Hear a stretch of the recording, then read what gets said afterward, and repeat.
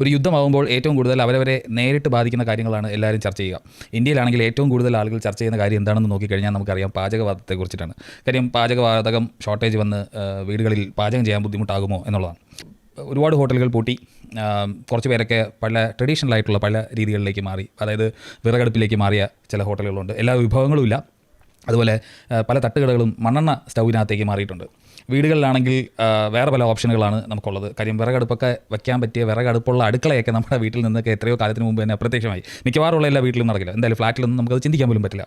എന്നാലും ഈ പല കുക്കിംഗ് മെത്തേഡുകൾ ഉള്ളതിൽ ഏറ്റവും നല്ല അല്ലെങ്കിൽ ലാഭകരമായി ചെയ്യാൻ പറ്റുന്ന കുക്കിംഗ് മെത്തേഡ് ഏതാണ്, ഏറ്റവും കൂടുതൽ എഫിഷ്യൻസി ഏതിനാണ്, അതുപോലെ തന്നെ നമുക്ക് LPG ഇല്ലെങ്കിൽ വേറെ എന്ത് മാർഗ്ഗങ്ങളാണുള്ളത് എന്നുള്ളതിനെക്കുറിച്ചിട്ടുള്ള ഒരു ചർച്ചയാണ് ഞാൻ പ്രധാനമായിട്ടും ഈ വീഡിയോയിൽ ഉദ്ദേശിക്കുന്നത്. എല്ലാവർക്കും ഇഷ്ടമുള്ള, പലരും വളരെ നൊസ്റ്റാൾജിക് ആയിട്ടുള്ള, റൊമാൻറ്റിസൈസ് ചെയ്യുന്ന ഒരു കാര്യമാണ് വിറകടുപ്പ്. നമുക്കറിയാം, ആളുകൾക്ക് വിറകടുപ്പിൽ പാകം ചെയ്ത കാര്യങ്ങൾ കഴിക്കാനായിട്ട് പ്രത്യേക താല്പര്യമുണ്ട്. വിറകടുപ്പിൻ്റെ ടേസ്റ്റിനെ കുറിച്ചിട്ടൊക്കെ പലരും പറയാറുണ്ട്. വലിയ സദ്യകൾ പോലെയുള്ളതൊക്കെ നമ്മൾ നോക്കിക്കഴിഞ്ഞാൽ പലയിടത്തും വിറകടുപ്പിൽ തന്നെ ഉണ്ടാക്കുന്നതൊക്കെ കാണാൻ പറ്റും. എന്താണ് വിറകടുപ്പിനകത്ത് ഉള്ള അഡ്വാൻറ്റേജ് അല്ലെങ്കിൽ വിറകടുപ്പിനകത്തുള്ള ഡിസഡ്വാൻറ്റേജ്? വിറകടുപ്പിനെ കുറിച്ചിട്ട് ആലോചിക്കുമ്പോൾ നമ്മൾ മനസ്സിലാക്കുക, നമ്മൾ ആദ്യം എന്താണ് ചെയ്യുന്നത്? വിറകെടുക്കുന്നു, അതിനുശേഷം അതിനെ കത്തിക്കുന്നു, അല്ലെങ്കിൽ കമ്പസ്റ്റ് നടത്തുന്നു. കമ്പസ്റ്റ് നടക്കുമ്പോൾ വിറകടുപ്പ് ഉപയോഗിച്ചിട്ടുള്ളവർക്കും കണ്ടിട്ടുള്ളവർക്കും അറിയാം, വളരെയധികം പുക ഉണ്ടാവാറുണ്ട്. അതായത് ഒരു പ്രോപ്പറായിട്ടുള്ള കമ്പസ്റ്റിൻ പലപ്പോഴും നടക്കാറില്ല എന്നുള്ളതാണ്. രണ്ടാമത്തെ കാര്യം, തീ നിയന്ത്രിച്ച് ഉപയോഗിക്കാനായിട്ട് ബാക്കിയുള്ള ഇപ്പോൾ ഗ്യാസ് അടുപ്പിനെയൊക്കെ അപേക്ഷിച്ച് നോക്കുമ്പോഴത്തേക്കും വിറകടുപ്പിനകത്ത് വളരെ പാടാണ്.